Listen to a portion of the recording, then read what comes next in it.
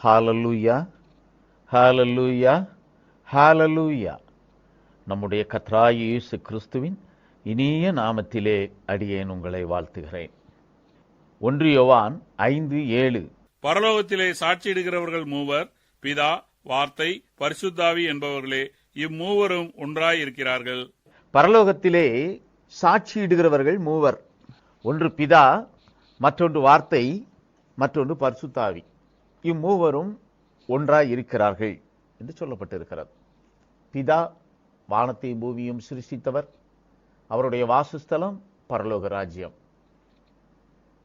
பரலோகத்தில் வீற்றிருக்கிறவர் பிதாவாகிய தேவன். வார்த்தை குமாரன். பிதாவினிடத்திலிருந்து அனுப்பப்படுகிற அந்த வார்த்தை குமாரனாகிறது.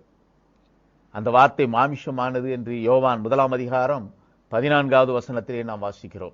அந்த வார்த்தை மாமிசமாகி கிருபையினாலும் சத்தியத்தினாலும் நிறைந்தவராய் நமக்குள்ளே வாசம் பண்ணினார். அவருடைய மகிமையை கண்டோம். அது பிதாவுக்கு ஒரே பேரானவருடைய மகிமைக்கு ஏற்ற மகிமையாகவே இருந்தது. வார்த்தை குமாரன். வார்த்தை பிதாவின் இடத்திலிருந்து அனுப்பப்படுகிற ஜீவ வார்த்தை. அந்த வார்த்தை குமாரன் என்று அழைக்கப்படுகிறது. பிதாவினிடத்திலிருந்து புறப்பட்ட அந்த வார்த்தை மாமிஷமாக தன்னை வெளிப்படுத்துகிறது. அந்த வார்த்தைக்கு கர்த்தராகிய இயேசு கிறிஸ்து என்ற நாமம் தரிப்பிக்கப்பட்டிருக்கிறது. மூன்றாவதாக பரிசுத்த ஆவி. பரிசுத்த ஆவி என்பது இந்த வார்த்தையை பிதாவினிடத்திலிருந்து கொண்டு வருவதற்காக பணிக்கப்பட்டிருக்கிற ஒரு ஆவி. இது பரிசுத்தமுள்ள தன்மையிலே இருக்கிறபடியினால் இதை பரிசுத்த ஆவி என்று வேதம் சாட்சியிடுகிறது. இந்த பரிசுத்த ஆவி பிதாவினிடத்திலிருந்து வார்த்தையை கொண்டு வந்து இந்த பூச்சக்கரத்திலே குமாரனாய் வெளிப்படுகிற அந்த வார்த்தை செய்ய வேண்டிய சித்தங்களை நிறைவேற்ற அதற்கு உறுதுணையாயிருக்கிறது.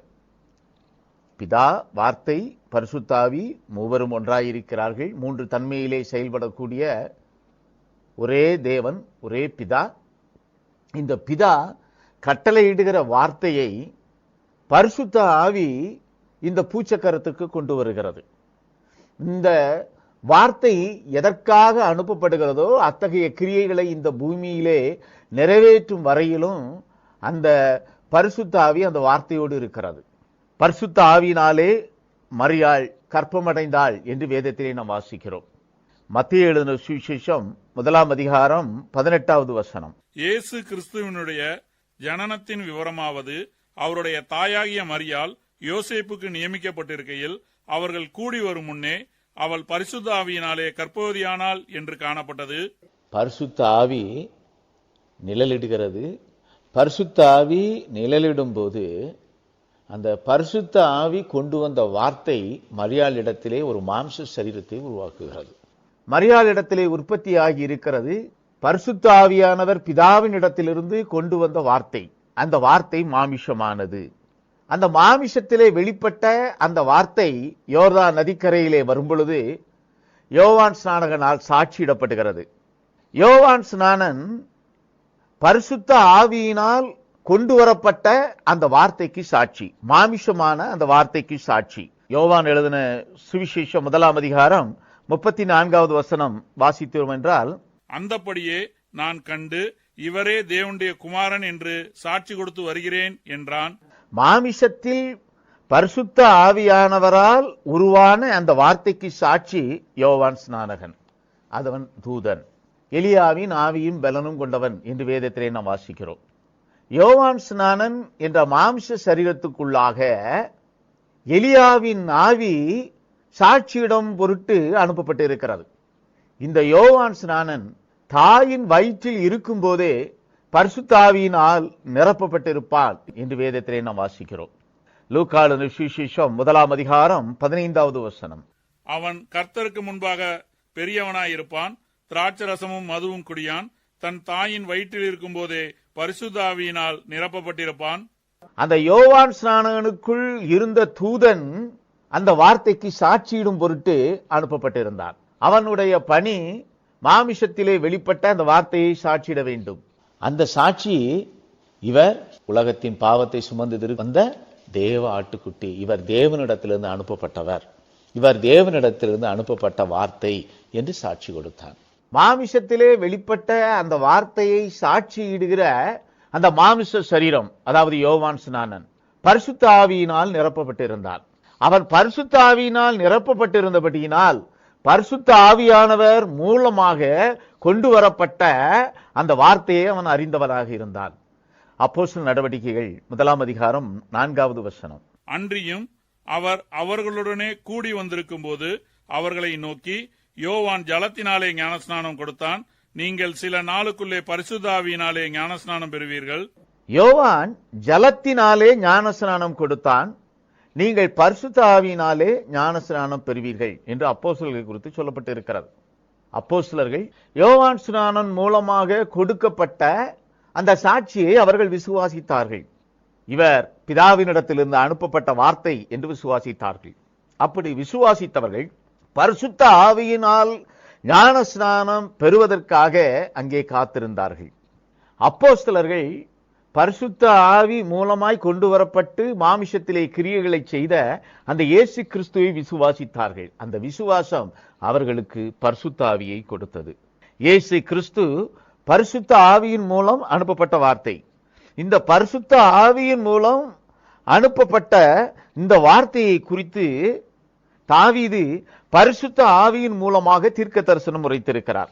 இந்த தீர்க்க தரிசன வார்த்தைகளை அப்போஸ்தலர்கள் விசுவாசித்தார்கள். மத்தேயு எழுதின சுவிசேஷம் 22 அதிகாரம் 42-43 வசனங்கள். கிறிஸ்துவை குறித்து நீங்கள் என்ன நினைக்கிறீர்கள்? அவர் யாருடைய குமாரன் என்று கேட்டார். அவர் தாவீதின் குமாரன் என்றார்கள். அதற்கு அவர், அப்படியானால் தாவீது பரிசுத்த ஆவியினாலே அவரை ஆண்டவர் என்று சொல்லியிருக்கிறது எப்படி? தாவீது பரிசுத்த ஆவியினாலே அவரை ஆண்டவன் என்று சொல்லியிருக்க, தாவீது பரிசுத்த ஆவியை பெற்றவனாய் அங்கே கிறிஸ்துவை குறித்து தீர்க்க தரிசனமாய் அவரை ஆண்டவர் என்று முன் அறிவித்திருக்கிறார். இங்கே இயேசு கிறிஸ்து தமக்கு முன்பாக நின்ற பரிசேயரை பார்த்து கேட்கிறார், கிறிஸ்து யார் என்று கேட்கிறார்கள். அவர்கள் கிறிஸ்து தாவீதின் குமாரன் என்று சாட்சியிட்டார்கள். அவர்களுக்கு தெரியும் தாவீதின் வம்சத்திலே கிறிஸ்து வருவார் என்று. அவர்களுக்கு அறிந்த காரியம் அவர் தாவீதின் குமாரன் என்று சாட்சியிடப்படுவார் என்று. ஆனால் அந்த தாவீதின் குமாரனாக அந்த வார்த்தை வெளிப்பட்டதை அவர்களால் ஏற்றுக்கொள்ள முடியவில்லை. ஏனென்றால் தாவீது பெற்றிருந்த பரிசுத்த ஆவியை அவர்கள் பெற்றிருக்கவில்லை. தாவீது தீர்க்க தரிசனமாய் பரிசுத்த ஆவியின் மூலமாக இவைகளை முன்னறிவித்தார். இவைகளை முன்ன அறிவித்த தாவீது பெற்ற பரிசுத்த ஆவியை அந்த பரிசேயர் பெற்றுக் கொள்ளாதிருந்தபடியினால் அவர்கள் மாமிசத்திலே வெளிப்பட்ட அந்த வார்த்தையை அங்கீகரிக்க முடியாதிருந்தது. அவர்கள் இயேசு கிறிஸ்துவை ஏற்றுக்கொள்ளாத நிலையிலே அவர்கள் இருந்தார்கள். ஆனால் சிமியோன் தனக்குள்ளாக பரிசுத்த ஆவியை பெற்றிருந்தபடியினால், தாவீது பெற்ற பரிசுத்த ஆவியை பெற்றிருந்தபடியினால் அவன் இயேசு கிறிஸ்துவை அறிந்தான். அவனுக்குள் இருந்த ஆவி உந்துதலின் பேரில் எருசலேம் தேவாலயத்துக்கு சென்று மாமிஷத்திலே வெளிப்பட்ட அந்த வார்த்தையாகிய குழந்தையை தன்னுடைய கரத்திலே ஏந்தி, உம்முடைய இரட்சணியத்தை என் கண்கள் கண்டது என்று சாட்சி கொடுத்தார். லூக்கா எழுதின சுவிசேஷம் 2 அதிகாரம் 25-26 வசனங்களிலே இப்படியாக சொல்லப்பட்டிருக்கிறது. அப்போது சிமியோன் என்னும் பெயர் கொண்ட ஒரு மனுஷன் எருசலேமில் இருந்தான். அவன் நீதியும் தேவபக்தியும் உள்ளவனாயும் இஸ்ரவேலின் ஆறுதல் வர காத்திருக்கிறவனாயும் இருந்தான். அவன் மேல் பரிசுத்த ஆவி இருந்தார். கர்த்தருடைய கிறிஸ்துவை நீ காணும் முன்னே மரணமடைய மாட்டாய் என்று பரிசுத்த ஆவியினாலே அவனுக்கு அறிவிக்கப்பட்டும் இருந்தது. சிமியோன் பரிசுத்த ஆவியை பெற்றிருந்தவனாக இருந்தான். அவனுக்குள் இருந்த பரிசுத்த ஆவியானவர் இயேசு கிறிஸ்துவை அடையாளம் காணத்தக்க விதமாய் அவனுடைய கண்களை திறந்து கொடுத்தது. இயேசு கிறிஸ்து என்ற நாமத்தில் பரிசுத்த ஆவி அனுப்பப்பட்டது. யோவான் எழுதின சுவிசேஷம் 14 அதிகாரம் 26வது வசனம். என் நாமத்தினாலே பிதா அனுப்ப போகிற பரிசுத்த ஆவியாகிய தேற்றரவாளனே எல்லாவற்றையும் உங்களுக்கு போதித்து நான் உங்களுக்கு சொன்ன எல்லாவற்றையும் உங்களுக்கு நினைப்பூட்டுவார். இயேசு கிறிஸ்து மகிமைப்பட்ட பின் அவருடைய நாமத்தில் பரிசுத்த ஆவி அனுப்பப்பட்டது. யோவான் 7 அதிகாரம் 39வது வசனம். தம்மை விசுவாசிக்கிறவர்கள் அடைய போகிற ஆவியை குறித்து இப்படி சொன்னார். இயேசு இன்னும் மகிமைப்படாதிருந்தபடியினால் பரிசுத்த ஆவி இன்னும் அருளப்படவில்லை. அதற்கு முன் பரிசுத்த ஆவியானவர் இருந்தார். ஆனால் அந்த பரிசுத்த ஆவியானவருடைய நாமம் இயேசு கிறிஸ்துவாக இல்லை. யெகோவா என்ற நாமத்திலே பரிசுத்த ஆவி அனுப்பப்பட்டது.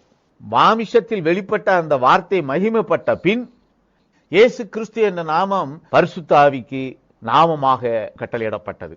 இயேசு கிறிஸ்து என்ற நாமம் பிதாவின் நாமமாக உயர்த்தப்பட்டது.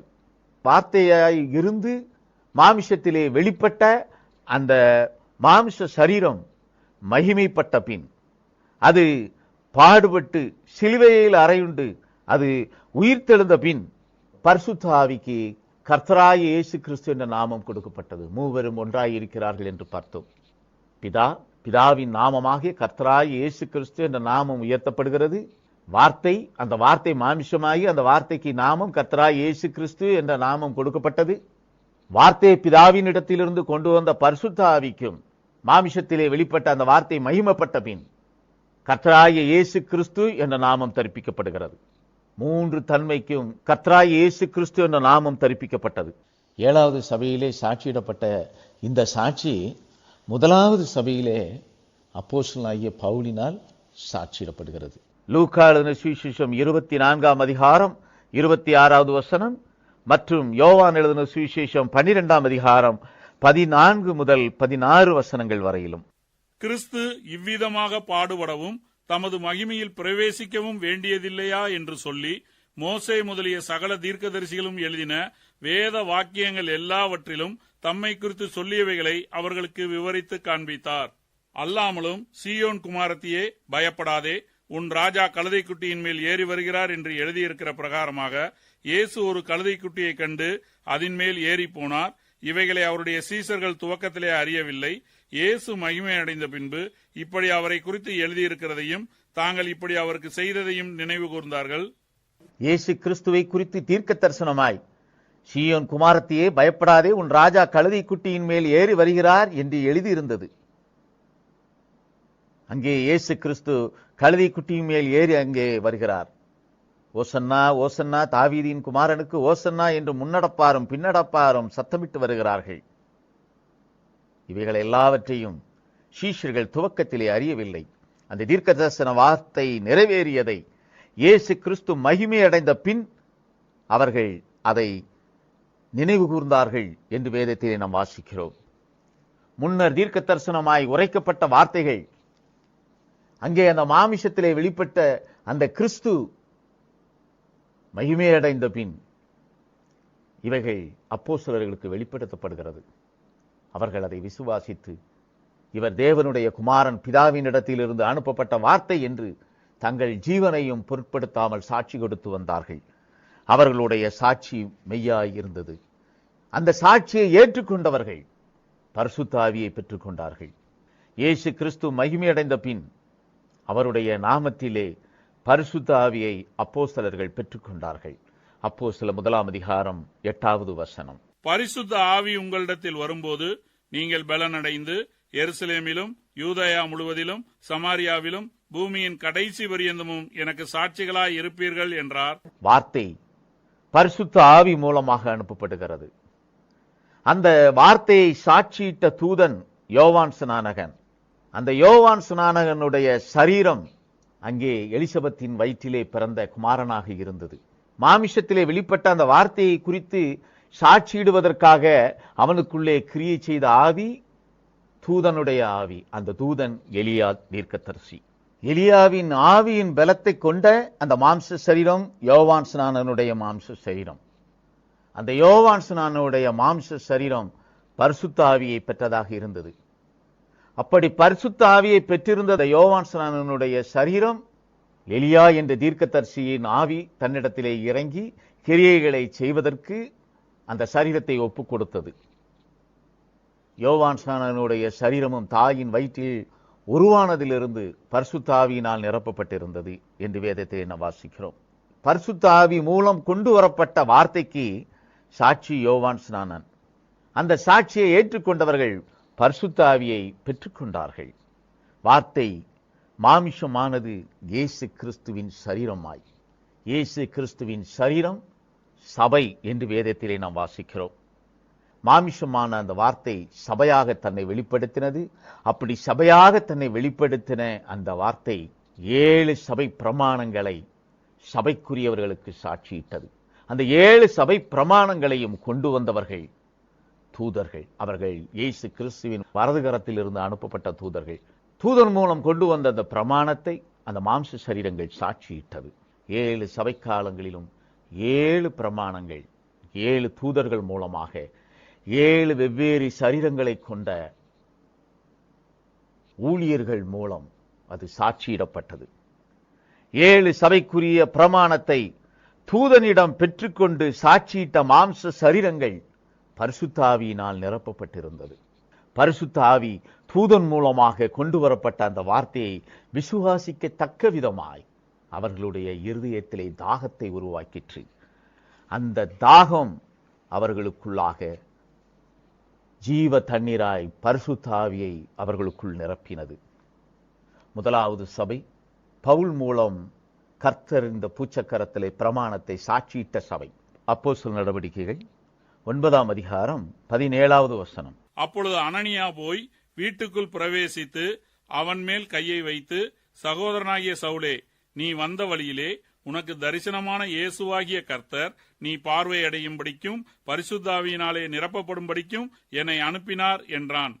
பவுல் மீது அனனியா கைகளை வைத்த போது அவன் பரிசுத்த ஆவியை பெற்றுக்கொண்டான். இங்கே பவுலுக்குள் பரிசுத்த ஆவியானவர் வருகிறார். நீ துன்பப்படுத்தின இயேசு நானே என்று சொன்ன வார்த்தையை அவன் விசுவாசித்த போது, அப்படி விசுவாசித்தவன் அங்கே அந்த சபைக்கென்று அனுப்பப்பட்ட தூதனுடைய வார்த்தையை ஏற்றுக்கொள்ளத்தக்க விதமாய் பரிசுத்த ஆவியானவர் அவனிடத்தில் வந்து இறங்கி கிரியைகளை செய்தார். பரிசுத்த ஆவியை பெற்றபின் பிதாவினிடத்திலிருந்து இயேசு கிறிஸ்துவின் வலதுகரத்திலிருந்து அனுப்பப்பட்ட அந்த தூதனுடைய பிரமாணத்தை அவன் ஏற்றுக்கொண்டான்.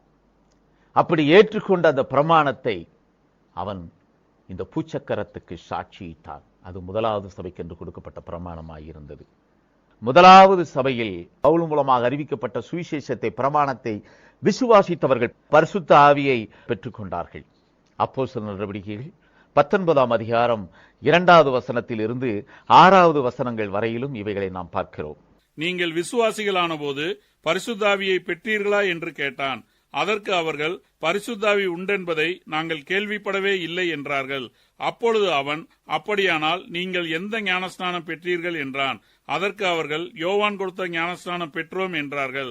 அப்பொழுது பவுல், யோவான் தனக்கு பின்வருகிறவராகிய கிறிஸ்து இயேசுவில் விசுவாசிகளாய் இருக்க வேண்டும் என்று ஜனங்களுக்கு சொல்லி மனம் திரும்புதலுக்கு ஏற்ற ஞானஸ்நானத்தை கொடுத்தானே என்றான். அதை கேட்டபோது அவர்கள் கர்த்தராகிய இயேசுவின் நாமத்தினாலே ஞானஸ்நானம் பெற்றார்கள்.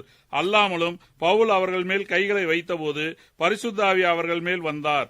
அப்பொழுது அவர்கள் அந்நிய பாஷைகளை பேசி தீர்க்க தரிசனம் சொன்னார்கள். இங்கே யோவான் ஸ்நானன் கொடுத்த ஞானஸ்நானத்தை மாத்திரம் பெற்றிருந்தவர்கள் பரிசுத்த ஆவி உண்டென்பதை நாங்கள் கேள்விப்படவே இல்லை என்று சொல்கிறார்கள். அப்பொழுது இங்கே பவுல் முதலாவது சபைக்கு அனுப்பப்பட்ட அந்த தூதன் அவர்கள் மேல் கைகளை வைத்தபோது பரிசுத்த ஆவியானவர் அவர்கள் மேல் வந்தார்.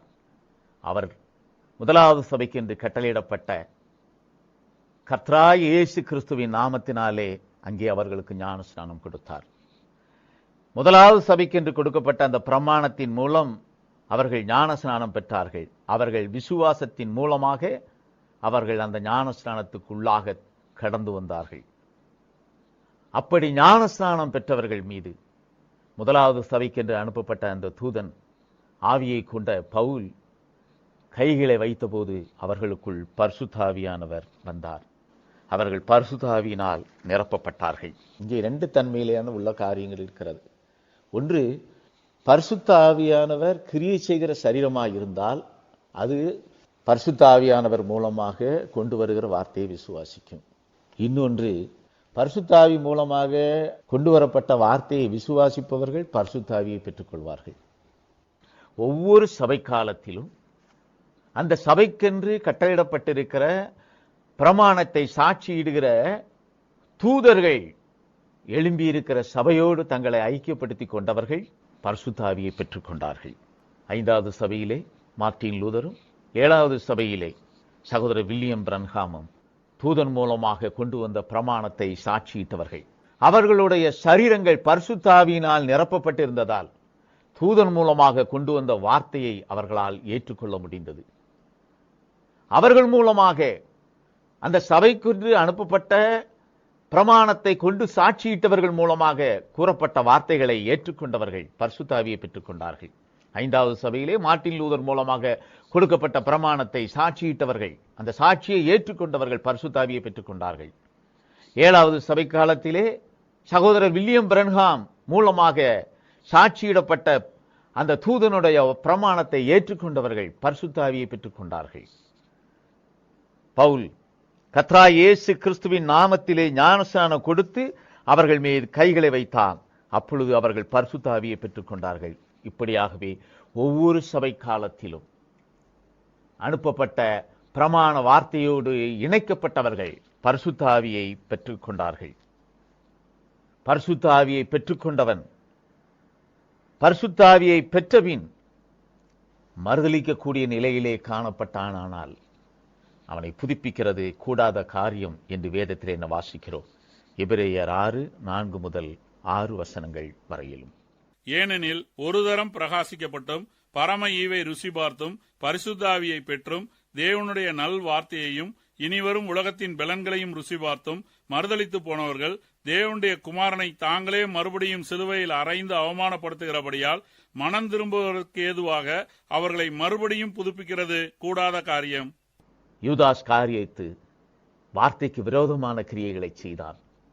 வார்த்தைக்கு விரோதமாக, சாட்சிக்கு விரோதமாக கிரியைகளை செய்தபடியினால் அந்த மாம்ச சரீரம் அங்கே தூக்கிலிட்டு தன்னைத்தானே கொலை செய்து கொண்டது.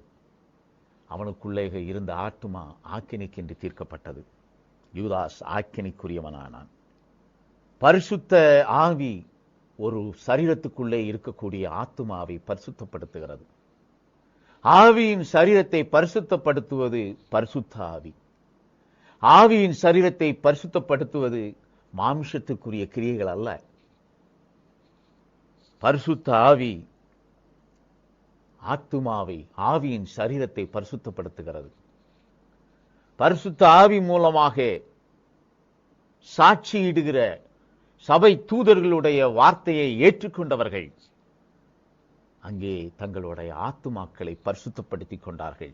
அப்படி பரிசுத்தம் செய்யப்பட்டவர்கள் பரிசுத்தவான்களானார்கள். அவர்கள் பரிசுத்தவான்களாகி பரிசுத்த நகரத்துக்குள்ளே பிரவேசிக்க கிருபையை பெற்றவர்களானார்கள்.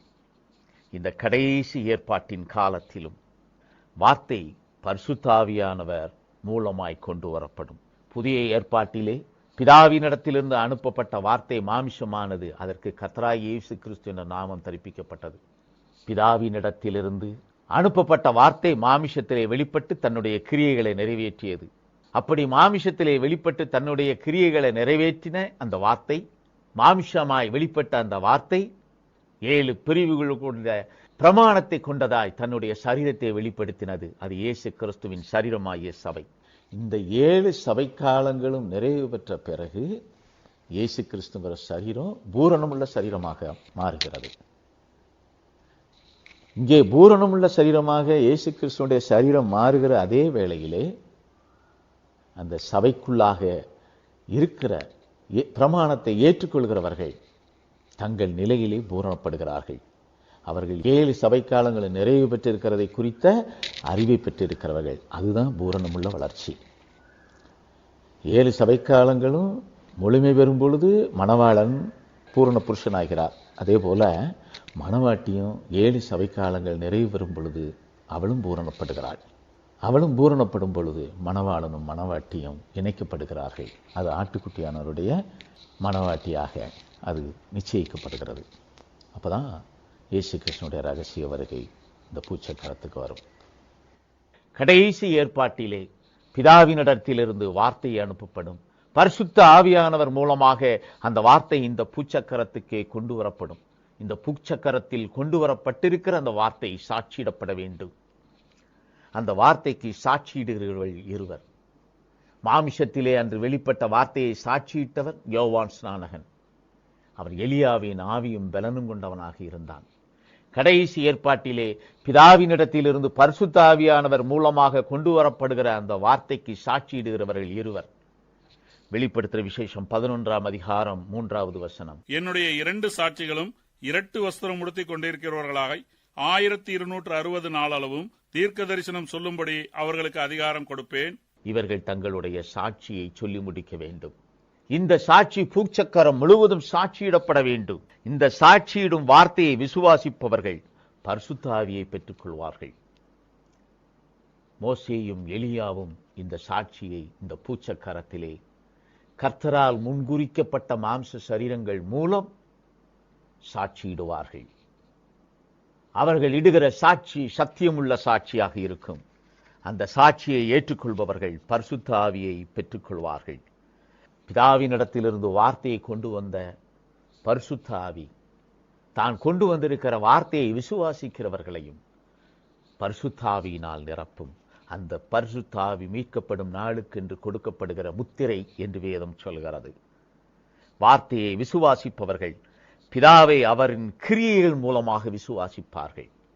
விசுவாசம் என்பது பிதாவை அவருடைய கிரியைகளின் மூலம் விசுவாசிப்பது. அவருடைய கிரியை குமாரன் என்று சாட்சியிடப்படுகிறது. அந்த குமாரன் அன்று மாமிசமாய் வெளிப்பட்ட வார்த்தை. அந்த குமாரன் இன்று வார்த்தையாய் சாட்சியிடப்பட போகிற வார்த்தை. சாட்சியிடப் போகிற ஜீவ வார்த்தைக்கு நாம் செவி கொடுப்போம். தூதர்கள் மூலம் சாட்சியிடப்படுகிற அந்த வார்த்தை மீது நாம் விசுவாசம் உள்ளவர்களாக இருக்க கர்த்தர் நமக்கு அனுகிரகம் செய்வாராக. நித்திய ஜீவனை கிருபைக்குள்ளாக சுதந்தரிக்க கர்த்தர் நமக்கு அனுகிரகம் செய்வாராக. ஆமென், ஆமென், ஆமென்.